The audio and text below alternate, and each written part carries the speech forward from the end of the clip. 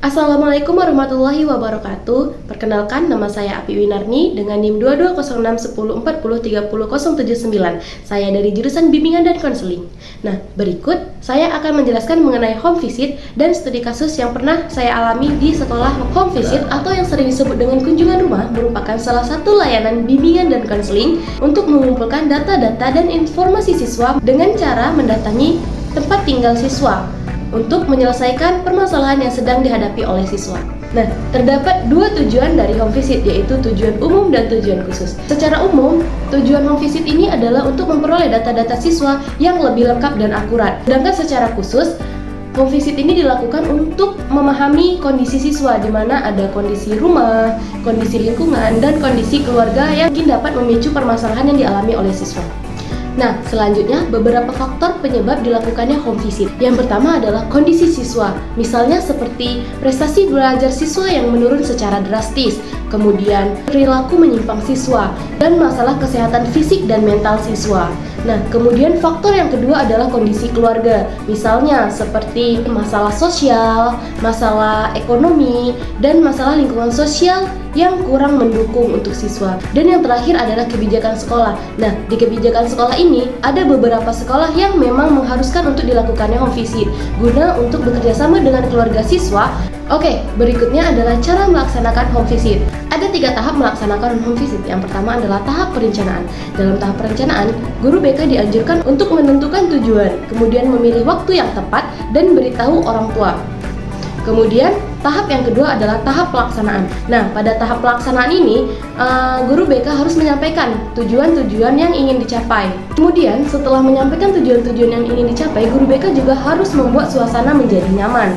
Kemudian aktif mendengarkan, kemudian memberikan informasi dan mengajukan pertanyaan-pertanyaan yang ingin digali mengenai siswa dan buat kesepakatan.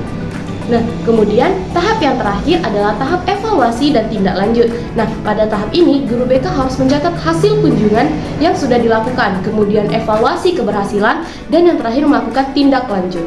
Nah, selanjutnya adalah etika melakukan home visit. Nah, ada beberapa etika yang harus dilakukan oleh guru bimbingan dan konseling. Yang pertama adalah persetujuan dan komunikasi awal. Nah, persetujuan dan komunikasi awal ini sangat penting untuk melakukan home visit. Kemudian yang kedua adalah menghormati privasi keluarga. Kemudian yang ketiga adalah tepat waktu dan komunikasi yang efektif. Yang keempat adalah menjaga keprofesionalisme.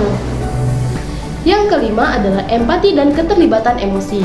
Yang keenam, tindak lanjut setelah melakukan kunjungan. Selanjutnya adalah dokumentasi yang bertanggung jawab dan menjaga batasan profesionalisme. Kemudian yang terakhir adalah kesadaran akan risiko dan keamanan. Nah, selanjutnya saya akan sedikit menceritakan mengenai pengalaman saya di SMA Negeri 1 Perlak mengenai siswa yang perlu dilakukan layanan home visit. Nah, sebut saja siswa ini berinisial MZ. Siswa bernama MZ ini sering sekali melakukan absen sekolah. Nah, meskipun sudah dilakukan bimbingan beberapa kali, masih belum ada perubahan pada diri MZ. Nah, kemudian guru BK berinisiatif untuk memanggil teman-teman terdekat MZ. Nah, setelah memanggil beberapa teman MZ dan menanyai mengenai kehidupan MZ sehari-hari di rumahnya, akhirnya guru BK mengetahui permasalahan yang sedang dihadapi oleh MZ ini. Nah, informasi yang didapatkan guru BK melalui teman-teman MZ ini adalah kurangnya perekonomian keluarga pada keluarga MZ, sehingga MZ ini terpaksa harus membantu kedua orang tuanya untuk bekerja, yaitu bekerja di laut untuk mencari ikan.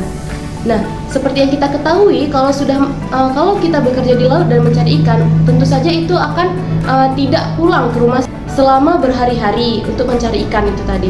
Di sini, guru BK dari SMA Negeri 1 Perlak sendiri sudah memiliki perencanaan untuk melakukan home visit. Akan tetapi, saya sebagai mahasiswa MBKM belum sempat ikut dalam kunjungan tersebut karena sudah lebih dulu dijemput oleh pihak kampus untuk kembali ke kampus USK.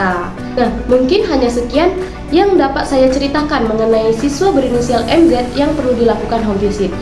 Nah, cukup sekian penyampaian saya mengenai home visit dan sedikit kasus yang sudah saya berikan. Saya akhiri dengan wassalamualaikum warahmatullahi wabarakatuh.